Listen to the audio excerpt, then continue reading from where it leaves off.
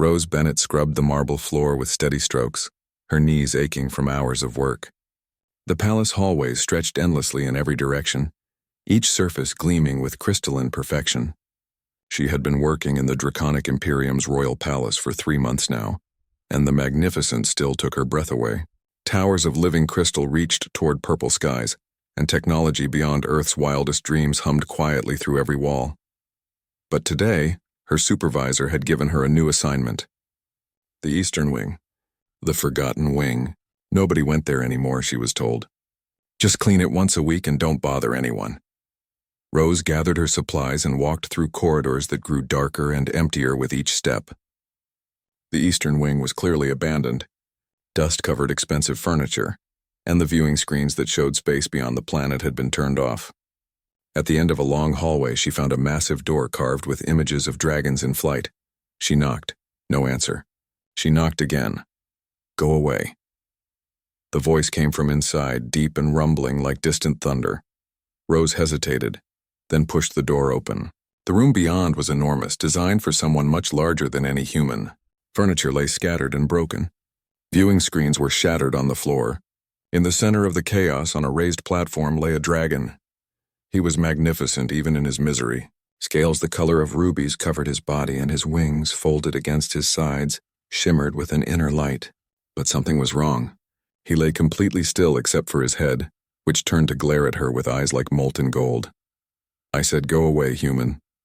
Rose straightened her spine. "I'm here to clean. It's my job.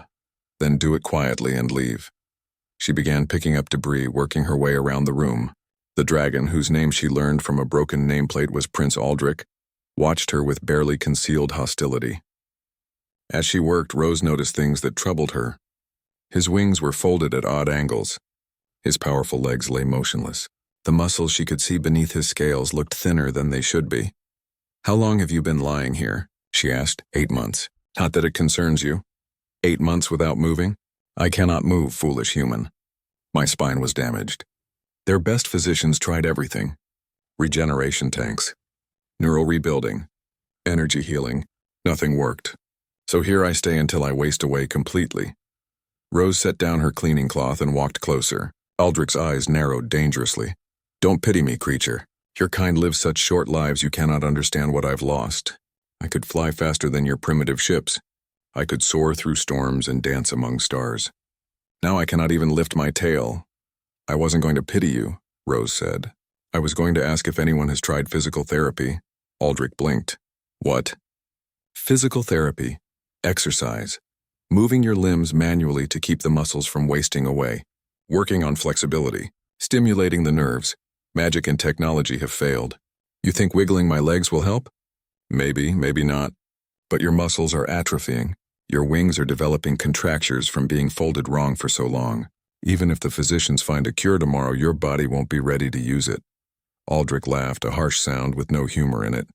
"The human thinks she knows better than dragon medicine. Our civilization was crossing the stars when your ancestors were learning to make fire." "That's true," Rose admitted. "But you know what? We learned to fix problems you never had to face. Humans get paralyzed. We break our spines. We lose the ability to walk. And we developed ways to help recovery because we couldn't just regrow everything with technology.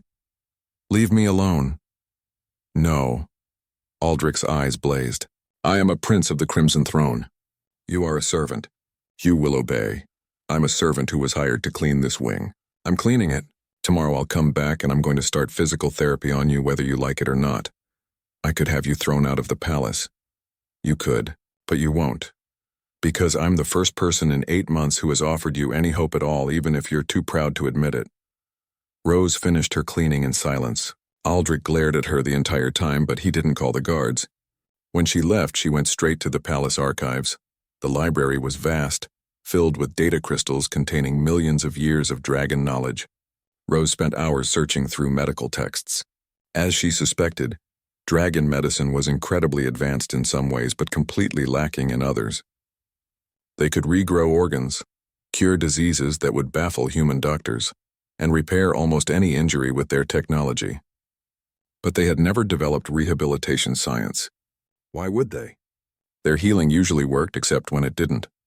Rose found detailed scans of Aldrich's injury. The damage was at a crucial point in his spine where multiple nerve clusters met. The dragon physicians had tried to rebuild the damaged tissue, but something about the injury resisted their methods.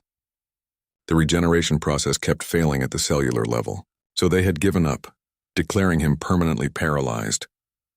But the scans showed something else. Some of the neural pathways were intact, just not functioning. There was damage, yes, but also potential. If she could stimulate those nerves, work the muscles, perhaps the body might find ways to compensate. The dragon brain was incredibly complex. Maybe it could form new pathways around the damage. It was a long shot, but it was something. The next day, Rose returned to Aldrich's room carrying a bag of supplies. The prince watched her warily. "You came back." "I said I would. Now we're going to start with basic range of motion exercises. This is pointless, probably, but we're doing it anyway." Rose spent the next hour carefully moving Aldrich's limbs, stretching muscles that had been still for too long. The prince complained constantly, but she noticed he didn't actually stop her. His pride wouldn't let him admit he wanted help, but his desperation was stronger than his pride. When she finished, Aldrich looked exhausted. "Tomorrow," Rose said. "We'll do it again, and the day after, and the day after that." "Why do you care?" Aldrich asked quietly. "I've been nothing but rude to you," Rose smiled. "Because giving up is boring, and because somewhere under all that anger you still want to fly." She left him there, staring at his useless wings with something that might have been hope flickering in his golden eyes. 3 weeks had passed since Rose started working with Aldrich, and the prince had stopped complaining quite so much. She arrived each morning with her supplies, and they fell into a routine. Stretch the wings, work the leg muscles, massage the pressure points along his spine, talk. The talking surprised both of them. At first, Aldrich remained silent during their sessions, but gradually he began to speak.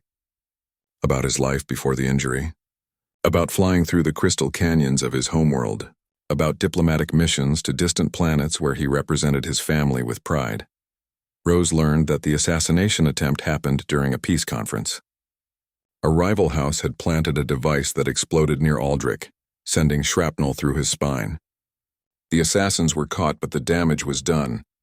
The prince, who once flew faster than most ships, now couldn't even move his tail. "Your muscles are getting stronger," Rose said one morning as she worked on his left wing. "I can feel the difference." "I feel nothing," Aldrich replied, but his voice lacked its earlier bitterness. "That might change. The body is amazing at adapting. Even dragon bodies, I'd guess. Dragon physicians know everything about our bodies. If they say I cannot heal, then I cannot heal. They know everything about dragon medicine, but they don't know anything about this." Rose had been studying intensely. Every night after her sessions with Aldrich, she read medical texts from Earth that she'd brought on her datapad. Physical therapy, neurology, rehabilitation science. She cross-referenced them with dragon anatomy texts from the palace library, trying to find connections. The breakthrough came on a quiet evening in her small quarters. Rose was reading about neuroplasticity, the human brain's ability to form new neural pathways after injury. She sat up suddenly, nearly spilling her drink. Dragons had even more complex brains than humans. Their neural networks were incredibly sophisticated. If human brains could rewire themselves, couldn't dragon brains do the same? Maybe even better? The next morning, she brought her theory to Aldrich. "What if your physicians gave up too soon?" she asked while stretching his right foreleg. "Explain." "They tried to fix the damage directly, regenerate the exact pathways that were destroyed. But what if instead of fixing the old pathways, your brain could build new ones? Work around the damage instead of through it?" Aldrich was quiet for a long moment. "That sounds like wishful thinking." "Maybe, but hear me out. Every time I move your limbs, every time I stimulate your muscles, I'm sending signals to your brain, telling it these parts still exist, reminding it they need to work. Over time, with enough repetition, your brain might start finding new ways to connect to them." "And you learned this from human medicine?" "Yes, we call it neuroplasticity. It's why stroke patients can relearn to walk, why people with brain injuries can recover functions everyone thought were lost forever. It takes time. It takes work, but it happens. Dragon medicine never developed such concepts because our regeneration technology usually works perfectly." Aldrich said slowly. "We never needed to work around damage. We simply fixed it." "Exactly. So when the technology failed, nobody knew what else to try. Aldrich's golden eyes studied her face. You truly believe this could work? I believe it's worth trying. What do we have to lose? From that day forward, their sessions intensified. Rose developed a comprehensive program based on human rehabilitation protocols, adapted for dragon physiology. She introduced resistance exercises using bands of elastic material from the palace workshops. She worked with Aldrich in the warm pools beneath the palace, using water's buoyancy to make movement easier. The palace staff began to notice. Other servants whispered about the human who spent hours with the forgotten prince. Some thought she was wasting her time. Others thought she was being cruel, giving him false hope. High Physician Soral, the dragon who had overseen Aldrich's original treatment, heard the rumors and came to investigate. He arrived during one of their sessions, his silver scales gleaming with disapproval. What exactly do you think you're doing? He demanded. Rose didn't stop working. Physical therapy, maintaining muscle mass, stimulating neural pathways. I examined Prince Aldrich thoroughly. There's no chance of recovery. You're giving him false hope. I'm giving him something to do besides lie here and give up, Rose replied. And I'm seeing results. Impossible. I would have noticed any changes. Have you examined him since you gave up 3 months ago? Sorrel's eyes narrowed, but he moved closer. He ran his claws along Aldrich's legs, testing muscle tone. His expression shifted slightly. The muscle atrophy has stopped, perhaps even reversed slightly. Yes, Rose said, because we're working them every day. But that doesn't address the neural damage. Stronger muscles mean nothing if the brain cannot signal them. Watch this. Rose positioned herself near Aldrich's tail. Aldrich, try to move your tail tip, just try. Don't worry if nothing happens. Aldrich closed his eyes, concentrating. For several seconds, nothing happened. Then, so slightly that Soral almost missed it, the tip of Aldrich's tail twitched. The High Physician froze. That's impossible. The damage prevents any signal from reaching that far down his spine.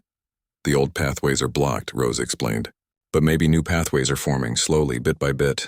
His brain is learning to work around the damage. This is unprecedented, Soral said quietly.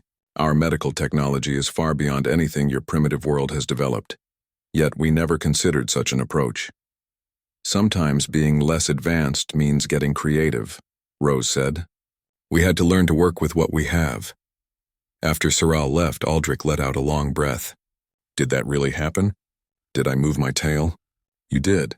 Just a little, but yes, I felt something. Not movement exactly, but something. Like a memory of what movement felt like. Rose smiled. That's a start. That's more than you had yesterday. That night, word spread through the palace that the human Maid had achieved what dragon physicians could not. Prince Aldrich had moved. Just a tail tip, just a twitch. But after 8 months of complete paralysis, it was a miracle. Rose returned to her quarters exhausted but excited. She knew this was only the beginning. One small movement didn't mean recovery. But it meant possibility. It meant hope. And sometimes hope was enough to build miracles on. As she prepared for sleep, her communication device chimed. A message from an unknown sender. She opened it to find a simple warning written in standard galactic script. Stop helping the prince. Some prefer him broken. Rose deleted the message and went to bed. She had faced worse than anonymous threats. Tomorrow she and Aldrich would work even harder. Rain fell against the crystal windows of Aldrich's chamber, each drop creating tiny prisms of light. Rose had been working with the prince for 2 months now, and the progress was undeniable. The tail twitch had grown into full tail movement. Aldrich could now shift his rear legs slightly, though he still couldn't support his weight. Today they were trying something new. Rose had spent the past week building a device based on human medical equipment, called a functional electrical stimulation unit. It sent small electrical pulses through the muscles, forcing them to contract in patterns similar to normal movement. This might feel strange, she warned as she attached the modified sensors to his legs. Stranger than having a human poke me with needles every day? Doubtful. Rose activated the device. Aldrich's leg muscles contracted rhythmically, moving in the pattern of walking even though his brain wasn't sending the signals. His eyes widened. I can feel that. It's faint, but I can feel it. That's exactly what we want. Your brain is receiving feedback. It's learning what the signals should feel like. Eventually, maybe you can replicate these patterns yourself. They worked for hours, the device cycling through different movement patterns while Rose carefully monitored Aldrich's responses. She took notes, adjusted settings, and asked constant questions about what he felt and where he felt it. High Physician Sorrel had become a regular visitor to their sessions. His initial skepticism had transformed into genuine scientific curiosity. Today he brought several younger physicians with him, all eager to observe the human's methods. "Explain the theory again," Sorrel requested as they watched the electrical stimulation work.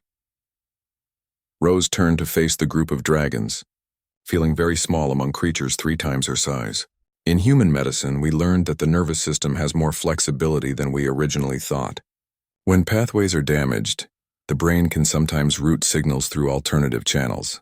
But it needs training. It needs to remember what it's trying to do. "And you're teaching Prince Aldrich's brain to remember walking by forcing his muscles to move?" one of the younger physicians asked.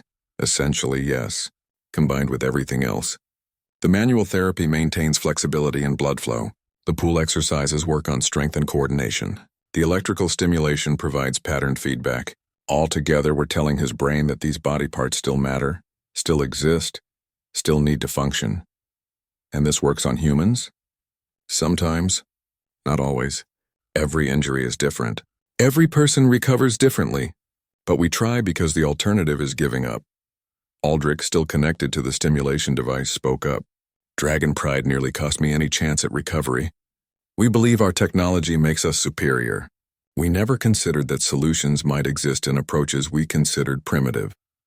The visiting physicians exchanged uncomfortable glances. Sorrel nodded slowly. "A humbling lesson for all of us." After they left, Rose disconnected the device and helped Aldrich through his cool-down stretches.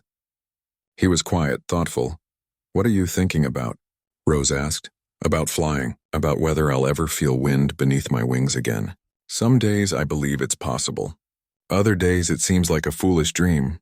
Dreams aren't foolish if you're willing to work for them. You sound like a fortune cookie." Rose laughed. "That's a very specific Earth reference for someone who called humans primitive. I've been reading about your world. In between our torture sessions, I mean therapy sessions." Aldrich's eyes held a hint of humor. "Your species is fascinating. You reach for the stars despite having none of the natural advantages other spacefaring races possess. No wings, no thick hide. No energy manipulation abilities. Just stubbornness and ingenuity." "That's pretty much our whole thing," Rose agreed.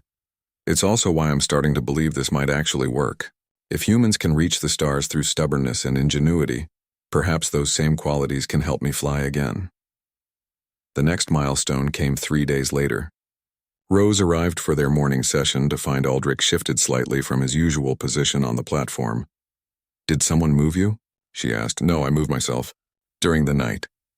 "Just a little, but I did it on my own." Rose set down her supplies very carefully, her hands trembling with excitement. "Show me, move again." Aldrich concentrated, his entire body tensing with effort. Slowly, incredibly slowly, his body shifted several inches to the left. It wasn't much. Most creatures wouldn't have considered it an achievement. But for someone who had been completely paralyzed for 9 months, it was everything. "Aldrich, that's amazing. It took me 20 minutes and I'm exhausted." "Not exactly impressive." "It's incredibly impressive. 2 months ago you couldn't move at all. Now you can reposition yourself. Do you understand what this means? Your brain is reconnecting to your body. The pathways are forming." For the first time since she'd met him, Aldrich smiled. Really smiled. Not the bitter grimace he usually wore. "I'm starting to believe you, human. I'm starting to believe I might actually fly again." They celebrated the small victory by working even harder. Rose introduced new exercises focused on core strength, necessary for flight. They worked on wing extension, trying to regain the full range of motion Aldrich needed to catch air currents. But success brought attention, and not all of it was welcome. Rose received more threatening messages. Twice she found her quarters had been searched, though nothing was taken. She mentioned none of this to Aldrich, not wanting to worry him during such a crucial time in his recovery. The truth was, some factions in the palace didn't want Aldrich to recover. His injury had shifted the succession, giving power to his cousin, Lord Brennan. If Aldrich remained paralyzed, Brennan would eventually inherit the throne. But if Aldrich recovered, if he could fly again and resume his duties, the succession would revert to its original path. Rose understood palace politics well enough to know she was caught in something dangerous. But she also knew she couldn't stop. Not when Aldrich was making such progress. Not when the impossible was becoming possible. One evening, as purple sunset light filled the chamber, Aldrich asked Rose a question that had clearly been on his mind. "Why are you doing this, really? You could request a transfer to easier duties. You could avoid the political complications, yet you stay, working harder than anyone I've ever met." "Why?" Rose thought carefully before answering. "Back on Earth, I worked with people who'd lost hope. Accident victims, soldiers injured in conflicts, people who thought their lives were over. And sometimes with enough work, I got to see them take their first steps again, see them realize they could still have futures. That feeling of helping someone reclaim their life is better than anything else I've ever experienced. So I'm just another patient to you?" "No," Rose said quietly. "You're a friend, and friends don't give up on each other." Aldrich was silent for a long moment. Then he extended one claw, holding it out to Rose. She clasped it gently in her much smaller hand. "Thank you," he said, "for not giving up on me when I had given up on myself. Thank me when you're flying again." "I will. I promise you, Rose Bennett of Earth, when I fly again, you'll be the first to know." The palace engineering workshop buzzed with activity as Rose examined the metal frame before her. She had sketched the design weeks ago based on mobility assistance devices from Earth, but translating those concepts to fit a dragon's body had required help from the palace's best engineers. "You want us to build what exactly?" Chief Engineer Petra had asked when Rose first approached her with the plans. "A support frame, something Prince Aldrich can use to practice standing. Like training wheels, but for a dragon." Petra, a practical dragon with green scales and a skeptical expression, had studied the designs. "This is unlike anything in our medical database. That's because you've never needed it. Your technology usually fixes everything." "Fair point. Give me 2 weeks." Now 3 weeks later, because the design proved more complex than anticipated, the frame stood complete.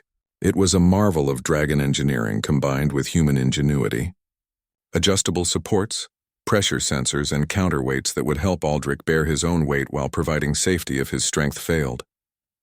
Rose had tested it herself, though at human scale. Now came the real challenge. Aldrich stared at the frame when they wheeled it into his chamber. "That's for me?"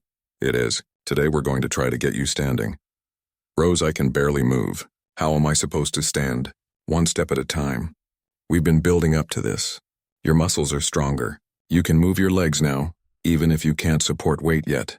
The frame will help." High Physician Soral arrived with his team of observers. Word had spread through the palace that today might mark another breakthrough. Even Lord Brennan, Aldrich's cousin, watched from the doorway with an expression Rose couldn't quite read.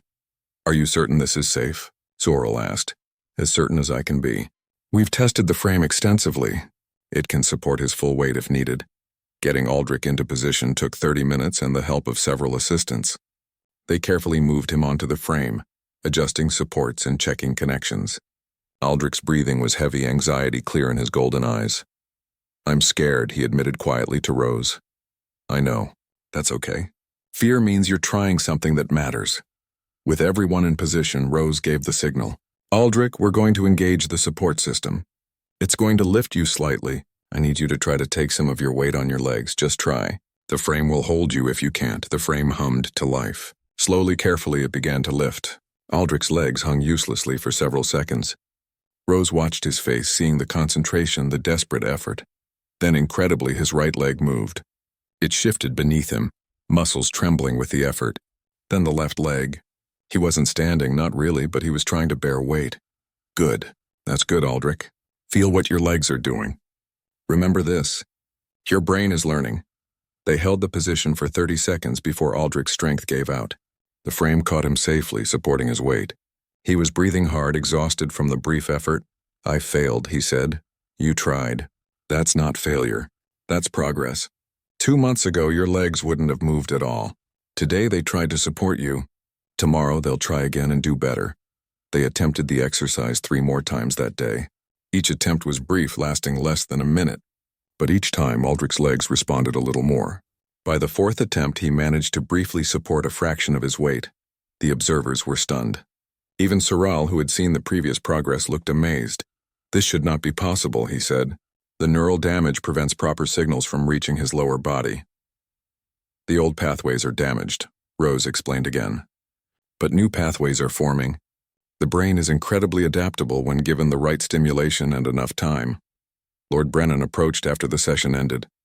He was a massive dragon with black scales edged in silver, and his eyes held intelligence and calculation. Impressive work, human. You've accomplished what our best physicians could not. Thank you, my lord. Though I wonder about the wisdom of giving false hope. Standing for a few seconds is far from recovery. Every journey starts with small steps. Indeed. Brennan's gaze shifted to Aldrich, who was resting on his platform, exhausted but visibly happier than he'd been in months. I do hope my cousin doesn't overexert himself. It would be tragic if these efforts caused him additional harm. The threat in his words was subtle but clear. Rose kept her expression neutral. I'm very careful with Prince Aldrich's safety. After Brennan left, Rose received another anonymous message on her communication device. This one was more direct than the previous warnings. The prince should remain grounded. So should those who help him. Rose deleted it and focused on her work. She knew the political situation was growing more dangerous. Aldrich's progress threatened Brennan's path to the throne. But stopping now would mean abandoning everything they'd worked for. Over the following weeks, they continued training with the support frame. Aldrich's attempts at standing grew longer and stronger. First 1 minute, then 2, then 5. His legs remembered their purpose, growing steadier each day. Rose introduced balance exercises, making him shift his weight from side to side. She added resistance training, using elastic bands to strengthen specific muscle groups. Every session built on the previous one, each small victory leading toward the larger goal. But flying required more than just standing. It required wing strength, coordination, and the ability to launch into the air. Rose consulted with flight instructors from the Palace Academy, learning the mechanics of dragon flight. It's not just about flapping wings, one instructor explained. It's about catching thermal currents, adjusting wing angles, using tail and legs for steering. Young dragons train for years to fly properly. Aldrich knew how to fly before his injury. His body remembers even if the connections are damaged. We just need to help him relearn. Rose designed a new program focused specifically on flight preparation, wing strengthening exercises, coordination drills where Aldrich had to move wings and legs in specific patterns, balance work to prepare for the unique challenges of aerial stability. The breakthrough came on an ordinary morning.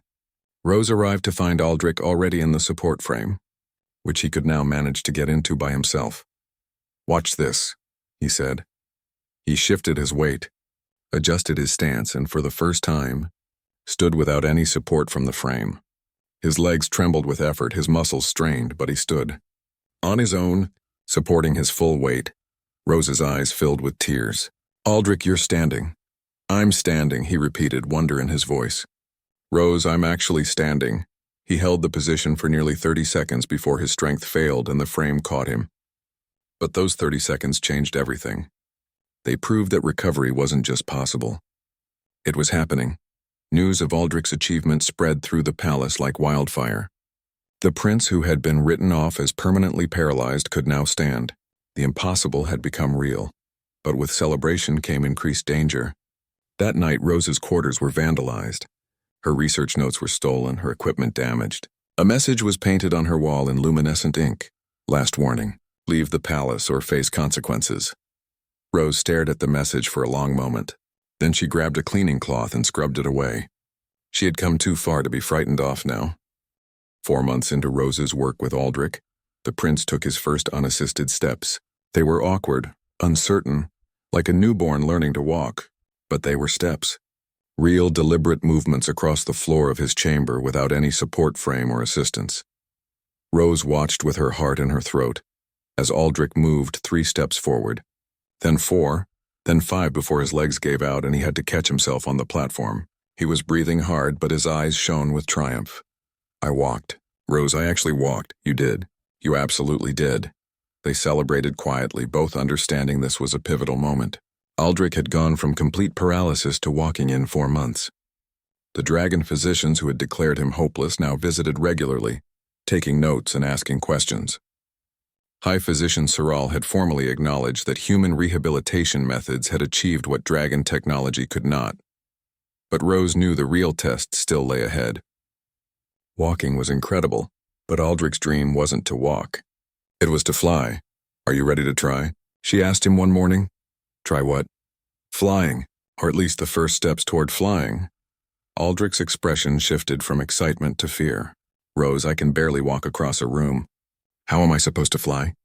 "We start small, just like we did with standing. Come on, I have something to show you." She led him, walking slowly and carefully to a part of the palace he hadn't seen in nearly a year, the flight chamber. It was an enormous space with a high ceiling and crystal walls, designed for young dragons to practice flying in a controlled environment. Safety nets hung at various heights and the floor was padded. "We're going to use this," Rose explained. "The nets will catch you if you fall. We can start with just wing exercises at ground level, then move to small lifts, then short flights. This is madness. This is therapy. Just more advanced therapy." They started conservatively. Rose had Aldrich practice extending his wings fully, something he hadn't done in months. The joints were stiff despite all their stretching exercises, but gradually they loosened. His wings, magnificent and powerful, spread wide. "How do they feel?" Rose asked. "Strange." "Good, but strange. Like they belong to someone else. They belong to you. Your brain just needs to remember that." Over the next week, they worked on wing strength and coordination. Aldrich practiced the motions of flight while standing on the ground, flapping his wings in the patterns necessary to achieve lift. Rose consulted with flight instructors, learning the proper techniques and translating them into exercises. The political situation in the palace had grown tense. Lord Brennan openly opposed Aldrich's return to public life, arguing that even if the prince could walk, he was too damaged to rule. Factions formed around both dragons and Rose found herself caught in the middle. The threats against her had escalated. She now had palace guards assigned for her protection, a necessity after someone tried to sabotage the equipment in the flight chamber. Aldrich's family wanted her safe, recognizing that her knowledge was crucial to his continued recovery. "You should return to Earth," Aldrich told her after hearing about the latest threat. "This has become too dangerous. I'm not leaving. Not when we're this close. Rose, these people are serious. They want me to remain broken because it serves their political interests. Then we'll have to disappoint them, won't we?" Rose's stubbornness was matched only by Aldrich's determination. They pushed forward despite the threats, despite the political pressure, despite every obstacle placed in their path. The day of the first flight attempt arrived. The flight chamber was filled with observers. High Physician Soral and his team, palace officials, members of the royal family. Even Lord Brennan attended, his expression carefully neutral. Aldrich stood at the center of the chamber, his wings fully extended. Rose had attached safety harnesses that connected to the ceiling support system, ensuring he couldn't fall and injure himself if something went wrong. "Remember what we practiced," Rose said quietly. "Feel the air beneath your wings. Trust your body. It remembers how to do this. What if I fail? What if I fall in front of everyone? Then the safety system catches you and we try again tomorrow.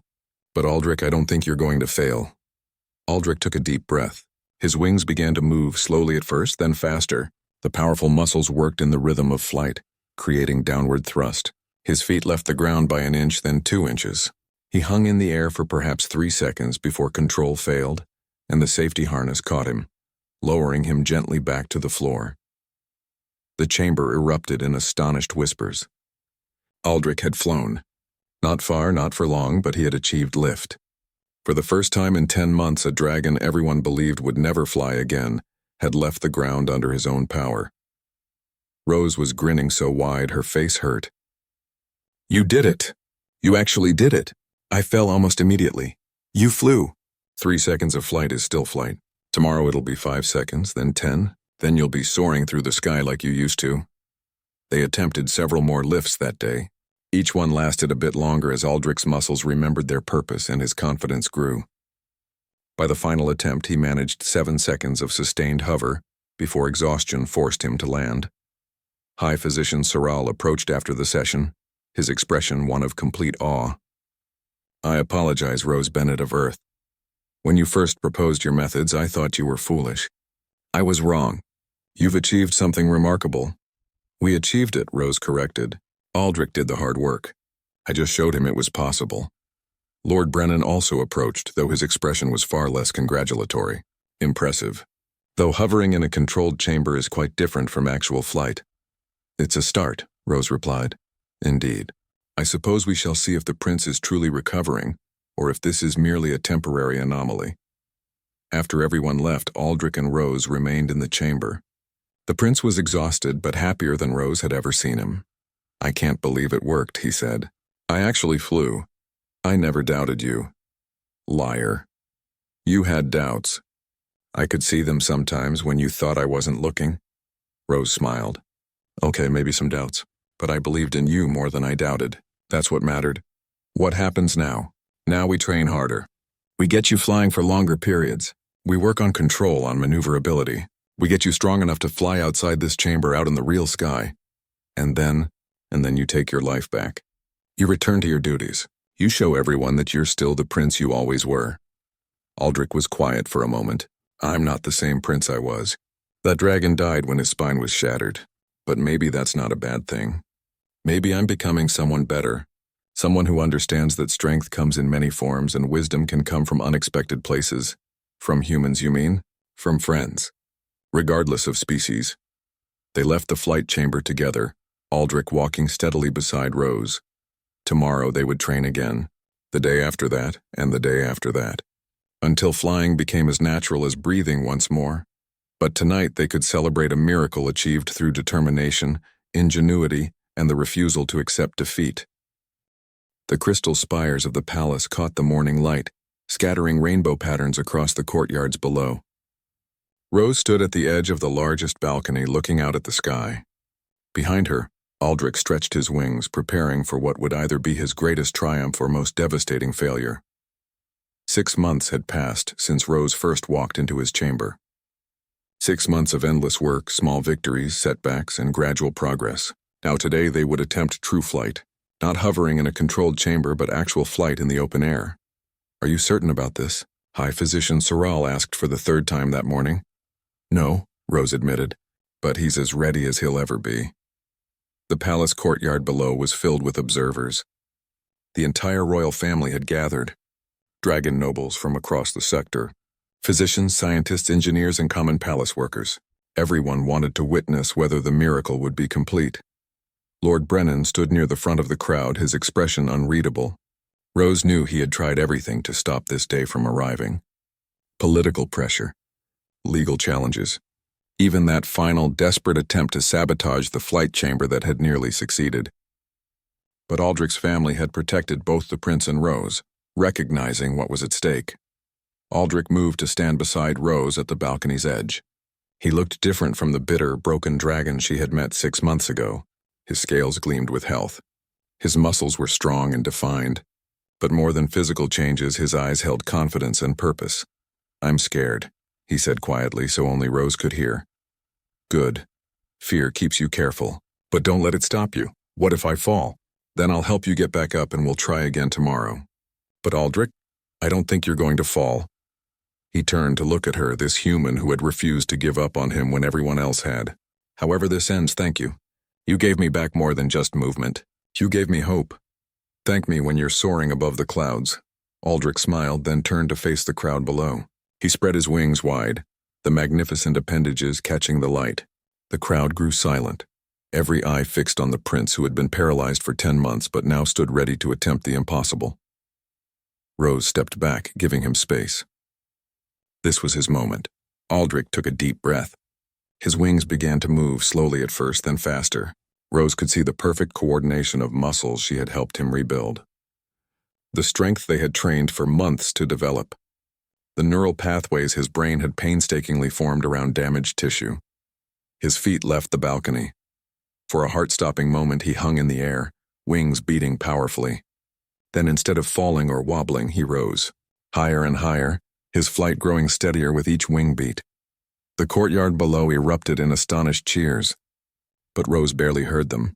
She was watching Aldrich fly, really fly, for the first time since his injury. He circled the courtyard once, twice, his movements growing more confident.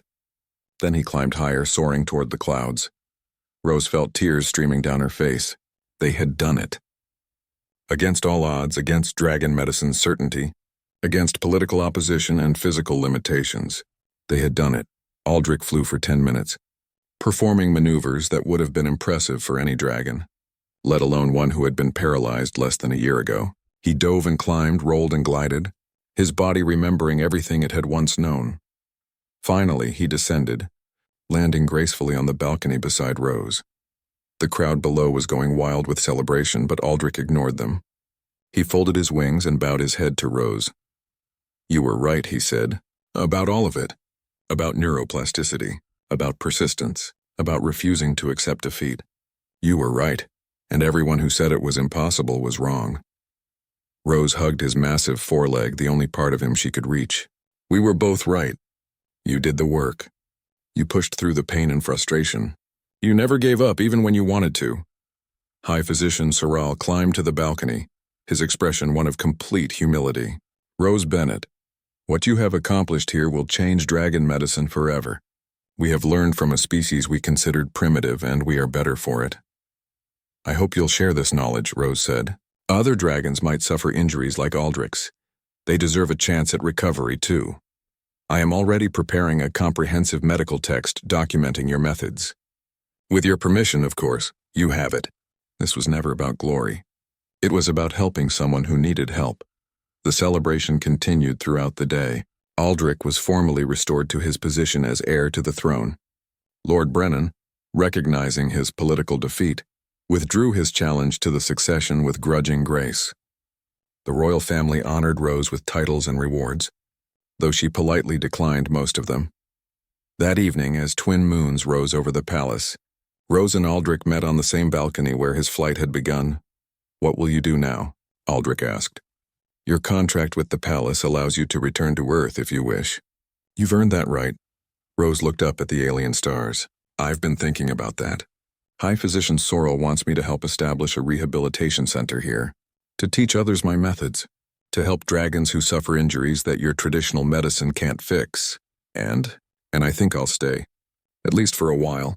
There's more work to do here, and I'm glad. Selfishly, I'm very glad." They stood in comfortable silence, watching the sky. Finally, Aldrich spoke again. "I need to tell you something, about why I was really targeted in that assassination attempt." Rose turned to look at him. "I assumed it was political." "It was, but not in the way you think. I was targeted because I was pushing for human integration into the Imperium. Full citizenship, equal rights, recognition as an advanced species despite your different development path. Many dragons oppose this, seeing humans as primitives who should remain servants and workers. And now I have perfect proof that humans are not primitive. That your science, your determination, your refusal to accept limitations makes you equals to any species in the galaxy. You saved my life and my future using methods we dragons never developed because we didn't need them. That's not primitive." "That's ingenious," Aldrich spread his wings. "Come, fly with me. I can't fly." "I'm human, remember. You can if I carry you." Rose hesitated only a moment before climbing onto his back, finding secure handholds in the ridges of his spine. Aldrich launched from the balcony, and suddenly they were soaring through the night sky. Below, the palace lights glittered like jewels. Above, stars wheeled in unfamiliar patterns, and between earth and sky, a dragon who had been broken flew with the human who had helped make him whole again. "Thank you," Aldrich called back to her, "for seeing what I could be when I couldn't see it myself." "That's what friends do," Rose replied, laughing with pure joy as the wind rushed past them. "They believe in each other." They flew for hours, and when they finally returned to the palace, Rose knew she had found her purpose among the stars. Not as a maid, not as a servant, but as a healer and teacher. She would help establish new medical practices, train others in rehabilitation science, and prove that humanity belonged among the stars not despite their differences, but because of them. The Dragon Prince had learned to fly again through human ingenuity and determination. And in doing so, he had proven that true strength comes not from never falling but from refusing to stay down. Sometimes miracles aren't magical. Sometimes they're built from hard work, stubborn hope, and the belief that impossible is just a word, not a limit. And sometimes, the most advanced civilizations in the galaxy can learn the most important lessons from those they once considered primitive. Rose Bennett of Earth had come to the stars seeking adventure. She had found purpose, friendship, and proof that humanity's greatest strength was not their technology or their weapons, but their refusal to accept defeat and their ability to find creative solutions to impossible problems. That, Aldrich realized as they landed on the balcony, was the real miracle. Not that he could fly again, but that a human had refused to accept he couldn't. The story of the Dragon Prince and the human maid would be told throughout the Imperium for generations. A reminder that wisdom comes from unexpected places, that pride can blind even the most advanced species, and that sometimes the primitive approach is exactly what's needed to solve an advanced problem. Rose looked up at Aldrich, smiling. Same time tomorrow? We should work on your endurance. 10 minutes of flight is good, but we can do better. Aldrich laughed, a sound of pure happiness that echoed across the palace grounds. Tomorrow, and every day after. Together. Together they had achieved the impossible. And together they would continue changing their galaxy, one miracle at a time.